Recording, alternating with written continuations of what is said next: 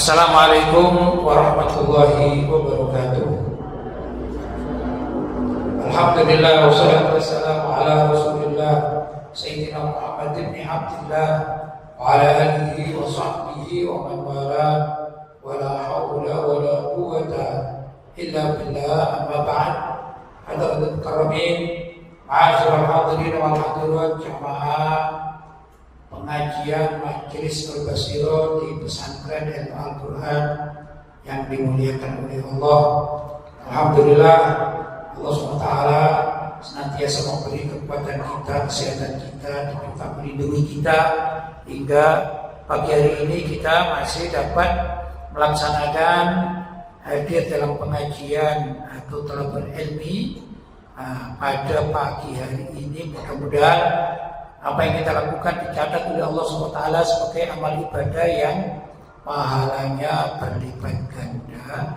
Allahumma amin. Pagi hari ini kita masih tetap membahas dalam bab al-mu'asyarah baina zawjaini, tata cara adab sopan santun dalam pergaulan suami istri yang terikat dengan hal tersebut. Minggu kemarin kita sampai kepada athani al-qanaah. Lalu hari ini saya akan melanjutkan pembahasannya yang kemarin belum sempat terselesaikan karena mengingat waktu. Qala musannif, berkata pengarangnya musannif Imam Ahmad bin Muhammad al-Maqdisi, qala sampai pada pembahasan bayang bagi dan daklah liwalidatiha, untuk orang tuanya, takdibuha, memberikan pelajaran atau mengajari anak-anak tersebut, maksudnya calon istri, qabla nakliha, sebelum diserahkan ila zauji, kepada calon suaminya, dita'rifa, agar istri itu memahami adabul usyrah, yaitu tata cara bermuasyarah dengan suaminya atau calon suaminya. Jadi seorang ayah dan ibu itu wajib mengajari anak putrinya yang mau menikah sebelum diadakan pernikahan. Begitu ini kewajiban kedua orang tua, ayah dan ibu. Ya. Yang kedua, andai kata ayah dan ibunya itu merasa tidak mampu, maka hendaklah mencarikan guru atau dititipkan kepada guru yang bisa mengajari anak putrinya gimana caranya kalau sudah menjadi istri bagi suaminya. Itu kewajiban orang tua, gitu ya.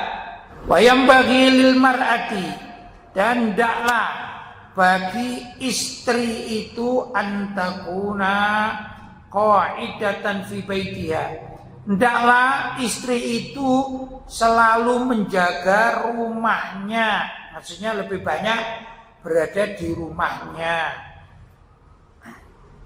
Lazimatan li maghzaliha, dan menetapi tetap di tempat kediamannya.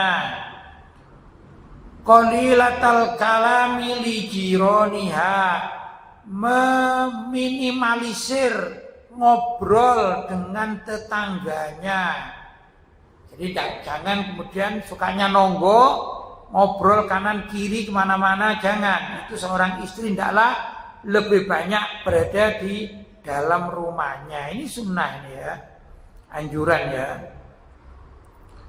Kemudian kathiratal inqiyadi fi hali ghaibati zaujiha. Kathiratal inqiyadi, lebih banyak apa? Lebih banyak pasrah gitu ya. Lebih banyak pasrah atau berdiam diri fi hali ghaibati zaujiha, di saat suaminya pergi. Maksudnya istri yang baik itu adalah istri yang menjaga dirinya berada di dalam rumahnya tatkala suaminya pergi, terutama bila suaminya perginya mencari ma'isyah atau nafkah, begitu. Tahfaduhu ghaiban wa hadiran. Kewajiban istri itu menjaga suaminya ghaiban tatkala suaminya ghaib, maksudnya sedang tidak di rumah, wa hadiran, dan tatkala suaminya berada di rumah.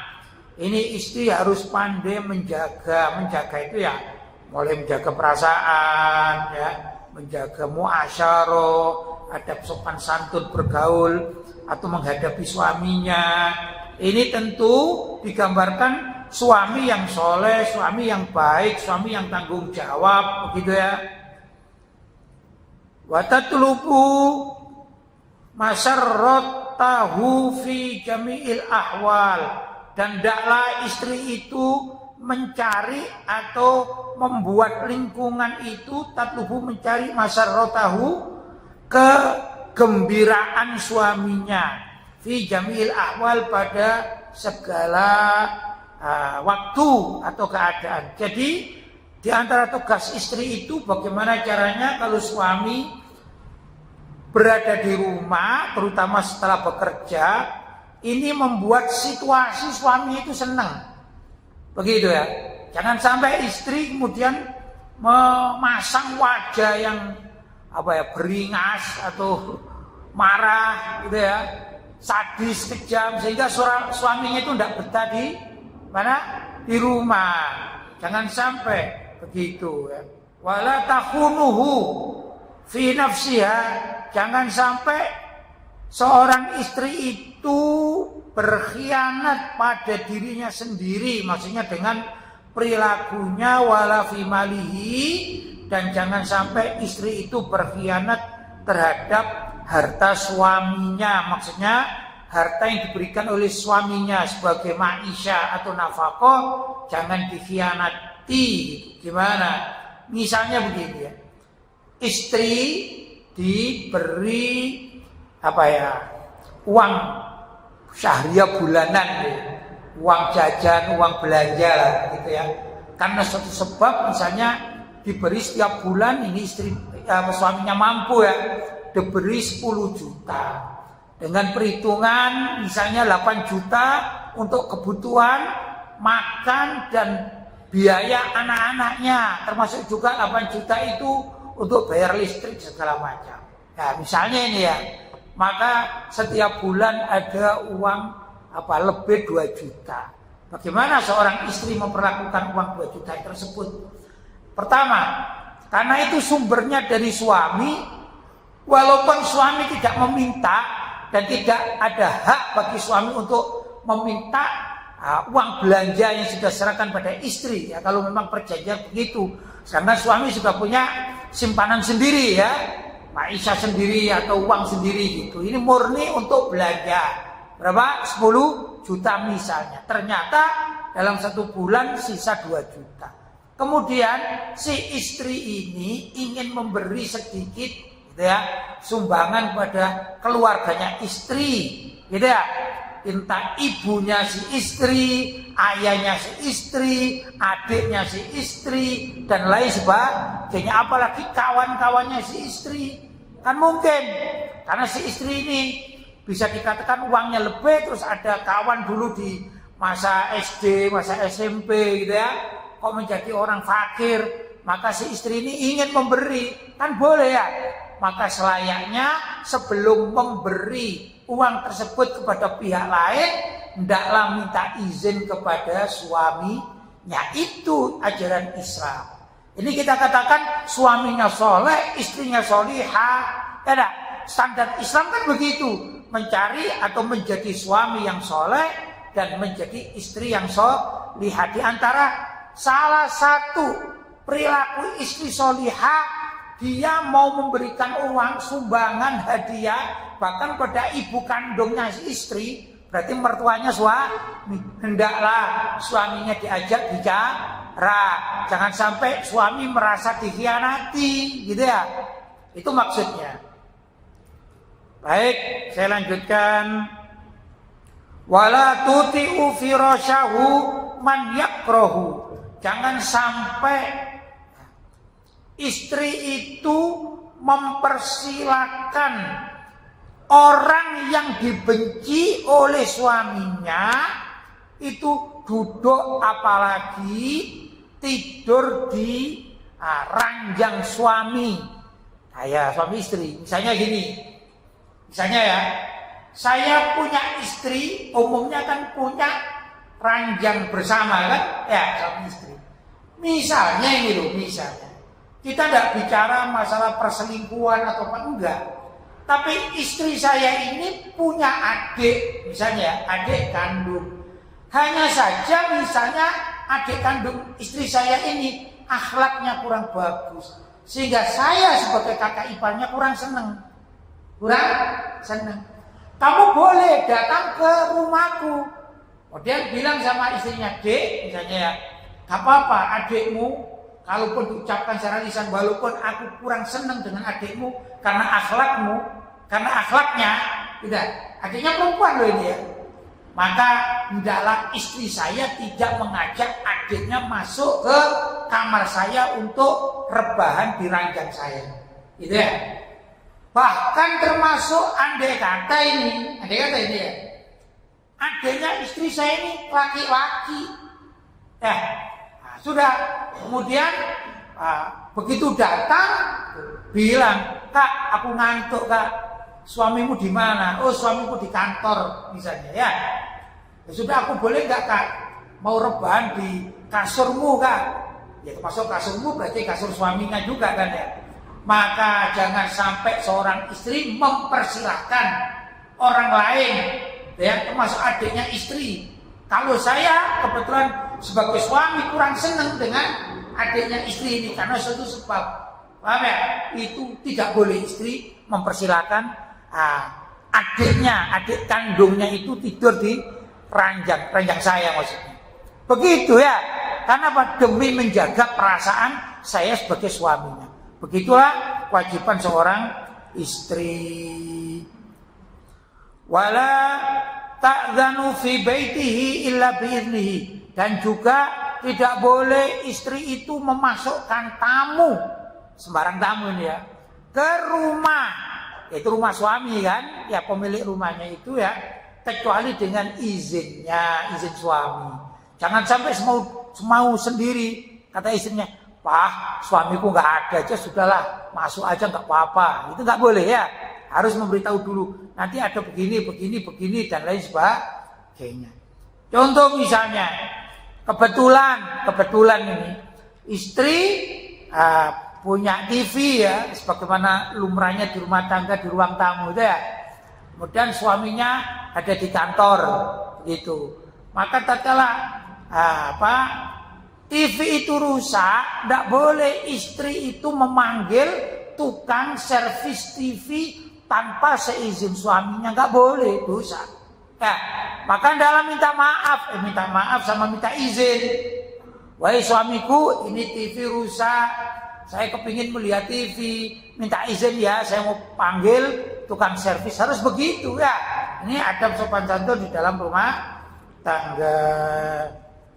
Wal takun himmatuhu sholihah, wal takun himmatuhu sholaha sya'niha wa tadbira baitiha. Hendaklah istri itu mempunyai kepentingan,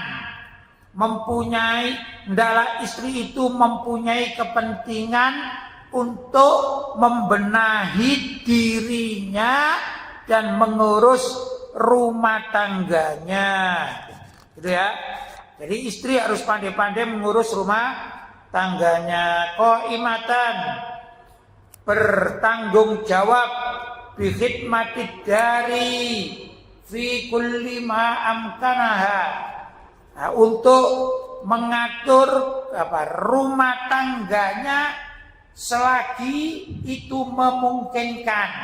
Maksudnya begini, memungkinkan itu ya. Kalau misalnya rumahnya itu kotor bisa disapu oleh istri, maka hendaklah istri menyapunya. Gambarnya begitu ya, ini memungkinkan. Tapi andai kata ini suaminya di kantor, istrinya di rumah, gitu ya. Tiba-tiba hujan, kemudian ada atap genteng yang jatuh, gitu ya. Kemudian bocor, maka istri tidak wajib untuk naik ke tangga atau kemana ke atap. Karena apa? Itu bukan pekerjaan wanita umumnya, tapi pekerjaan lelaki. Hendaklah istri tersebut memberitahu kepada suaminya, wahai suamiku, kamar ini dan itu ini bocor, kemungkinan gentengnya jatuh atau pecah. Begitu caranya ya. Yang memungkinkan kalau misalnya ngepel, membersihkan lantai yang kena hujan, kan sangat mungkin istri mengerjakannya.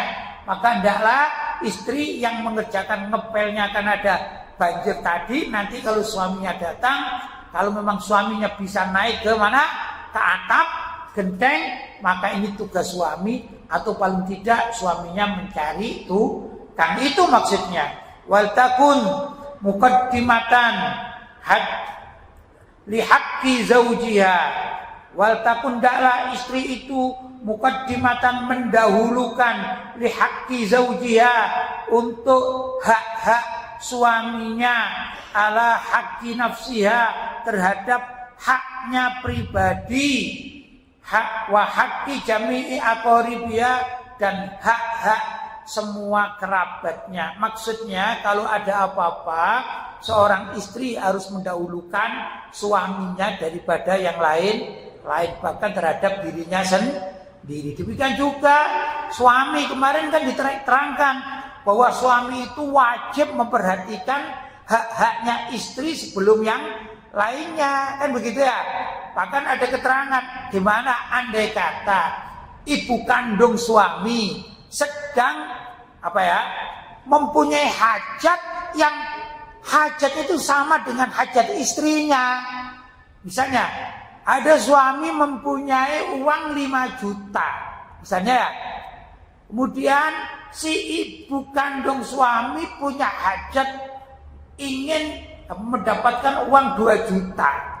Sudah, sedangkan istrinya membutuhkan dana 4 juta. Ini dua-duanya darurat. Mana yang didahulukan? Yang didahulukan adalah harta untuk istri, tapi ibu tetap diberi, ya misalnya ibu diberi 1 juta, sedangkan istrinya diberi 4 juta. Begitu. Kenapa? Karena istri juga menanggung anak-anak suami, yaitu kebutuhan rumah tangganya. Sekali lagi ini sama-sama soleh dan solihah, tidak ada pertengkaran. Bahkan antara istri dengan ibu kandung suami nggak ada masalah, ya. Jangan dibayangkan ini ada pertengkaran, enggak. Tapi begitulah kewajiban seorang suami. Adapun ibu kandung itu hakikatnya bukan tanggung jawab anak kandungnya di dalam masalah keuangan, ya. Tapi tanggung jawab apa? Ayahnya si anak kandung, maksudnya adalah suaminya ibu, kan gitu kan? Saya punya ibu dan saya punya ayah, maka yang wajib menghidupi ibu saya adalah saya, bukan saya sebagai anak, kan begitu. Saya wajib menghidupi untuk istri dan anak-anak saya. Begitulah aturan di dalam Islam. Jelas ya? Jelas? Mudah-mudahan ada manfaatnya. Walhamdulillahirabbil alamin. Wassalamualaikum warahmatullahi wabarakatuh.